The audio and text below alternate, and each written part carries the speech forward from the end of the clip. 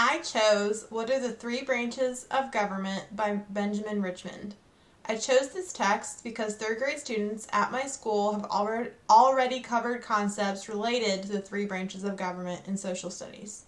My hope is that by creating this Think Aloud video, my students would watch it and apply these same close reading questions and ponderings to different texts that they would potentially read in my class.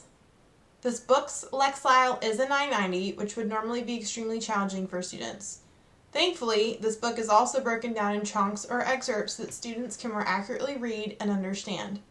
However, because the Lexile is so high, students will still need lots of scaffolding and modeling in order to successfully understand and apply said concepts and vocabulary. One clear disciplinary-based connection to this text is the third grade social studies standard, which is to understand the three branches of government with an emphasis on local government.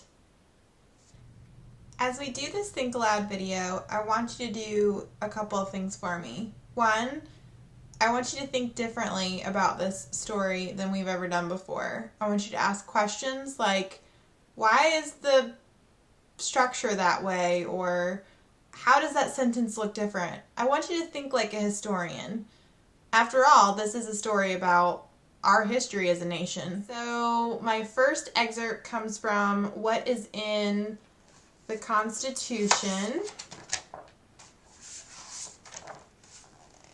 right here. See the chunks in the excerpts. What is in the Constitution? When the convention and all the debating was over, Benjamin Franklin said, "I doubt too whether any other convention we can obtain may be able to make a better constitution." How does the language, word choice, repetition in the text contribute to meaning? What words stand out and why? The words, "I doubt too whether any other convention we can obtain" stand out to me. I think they stand out because it is no longer the author who's talking. Instead, I think the author is trying to make a point that, one, Benjamin Franklin was there when they wrote the Constitution, and two, that he was commenting on how the United States created the Constitution. I think, too, maybe he was proud. Our second excerpt comes from what is the preamble, right here. The preamble is what begins the Constitution, and it is one of its most famous parts. It begins, "We the people," and then explains that the document was written to form a country where people will be treated fairly, stay safe, and live together freely. What do you notice about how it is organized? Is the voice formal? Is it informal? How does the author make it that way?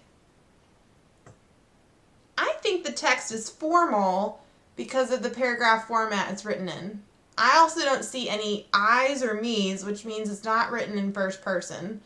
It is written in a more expository, nonfiction, fact-informing way.